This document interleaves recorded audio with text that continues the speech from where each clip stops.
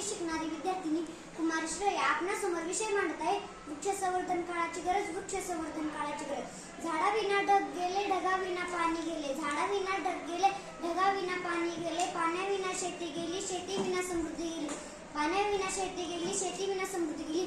समृद्धीविना सारे हवालदिल झाले. इतके सारे अनर्थ वृक्षतोडीने केले, इतके सारे अनर्थ वृक्षतोडीने केले. म्हणून संदेशा झाडे लावा, झाडे जगवा. म्हणून संदेशा झाडे लावा, झाडे जगवा. सेव्ह ट्री, सेव्ह अर्थ. काही गोष्टी निसर्गाच्या विरुद्ध न करणे हीच खरी समजदारी आहे. तुम्ही निसर्गाची काळजी घ्या, निसर्ग ही तुमची काळजी घेईल. पर्यावरणाची जपणूक ही आपली जबाबदारी आहे. आजच्या आधुनिक युगात मोठ्या प्रमाणात शहरीकरण होत आहे. यामुळे मोठ्या प्रमाणात वृक्षतोड केली जाते. पर्यावरणाचे संतुलन टिकवून ठेवण्यासाठी झाडांना वाचवणे खूप आवश्यक आहे. नाहीतर झाडांच्या कमीमुळे झाडांचा दुर्हवेत मिळतो व मानवाला श्वास घेण्यास त्रास होतो. अनेक पशुपक्ष्यांची घरे नष्ट होतात. हे थांबवायला हवे, नाही तर वृक्षासोबत मानवजातीचा अंत होईल. Whenever everything is become excess, it is destroyed by God. It is rule of natural. जेव्हा एखादी गोष्ट मर्यादेपेक्षा जास्त होते तेव्हा ती देवाकडून नष्ट केली जाते. हा निसर्गाचा नियम आहे. वृक्ष आणि वन यांचं महत्त्व संत तुकाराम महाराजांनी 400 वर्षांपूर्वी त्यांच्या वृक्षवल्ली आम्हा सोयरी वंचरे या भंगाच्या माध्यमातून सांगितले. त्यासाठी प्रत्येकाने एक तरी झाड लावून त्यांच्या संवर्धनाची जबाबदारी स्वीकारली तर महाराष्ट्रात भेडसावू लागलेले संभाव्य धोके रोखण्यात मानवाला यश मिळेल आणि त्यातून शाश्वत विकासाचे स्वप्न प्रत्यक्षात उतरू शकेल. मग चला करूया वृक्षावंदन, फुलूया नंदनवन, फुलूया नंदनवन. वृक्ष संवर्धन ही खरंच काळाची गरज आहे का? तर हो, कारण आपण आज विज्ञान युगात वाढतो. प्रगतीच्या नवनवीन शिखरावर झेप घेतात. वाहतूक, औद्योगिकरण यासारख्या आपण जगाच्या तुलनेत खूपच पुढे गेलो.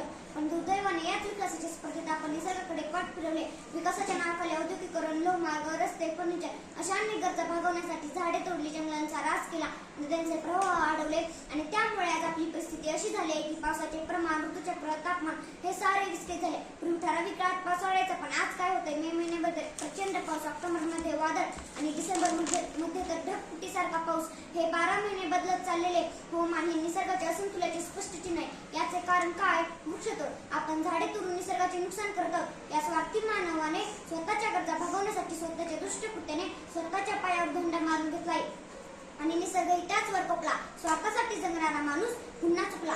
स्वार्थासाठी जगणारा माणूस पुन्हा चुकला. सृष्टीचक्र बदलले आणि निसर्गही कोपला आणि निसर्गही कोपला.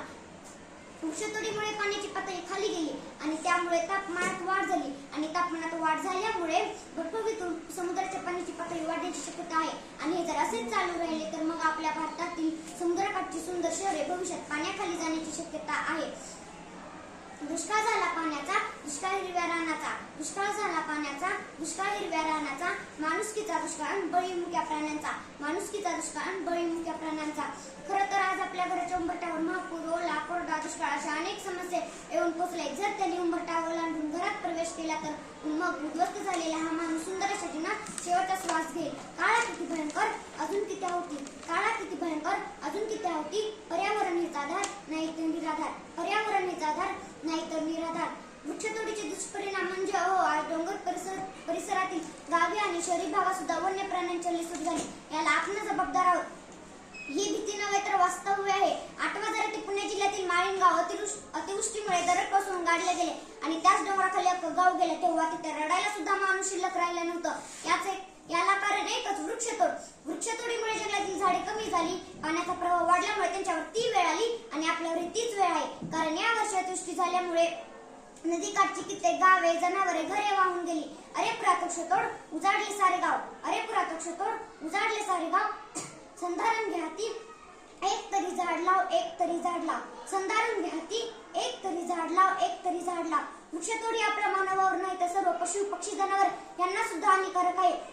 म्हणूनच प्रत्येकाने एक तरी झाड लावले पाहिजे. हे रोपट केवळ मातीवर उगवणार नाही तर आपल्या उद्याच्या जगण्याच्या आशेवर उगवणार आहे. हेच झाड आपला श्वास आहे आणि एक आपलं जीवन आहे. चला तर मग निसर्गाशी नातं पुन्हा जोडूया. एक तरी झाड लावूया, एक तरी झाड लावूया. हेच जग जगवण्याची जबाबदारी घेऊया. कारण वृक्ष वाचवा, जीवन वाचवा. कारण वृक्ष वाचवा, जीवन वाचवा. हे केवळ वाक्य नव्हे तर सत्य आहे. हे सत्य आपल्या वृक्ष संवर्धन काळाची गरज आहे. झाडे लावा, झाडे जगवा. वृक्ष संवर्धनाचे फायदे मी तुम्हाला सांगते. ऑक्सिजनचा स्रोत, हवा शुद्धीकरण, पर्यावरणाचे संतुलन आणि हवामान नियंत्रण, पाणी आणि माती संवर्धन, जैवविविधता, नैसर्गिक संसाधने, आरोग्य आणि जीवनमान. थोडक्यात मानवाच्या आणि इतर सर्व सजीवांची पृथ्वीवरील अस्तित्व टिकवण्यासाठी वृक्ष संवर्धन आणि संरक्षण करणे ही काळाची गरज आहे.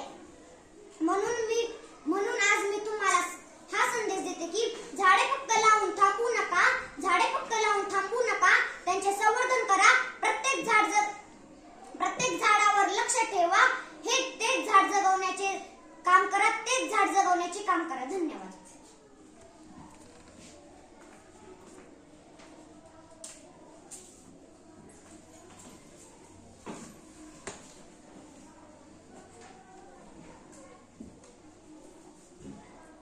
माझा विषय आहे वेळेचे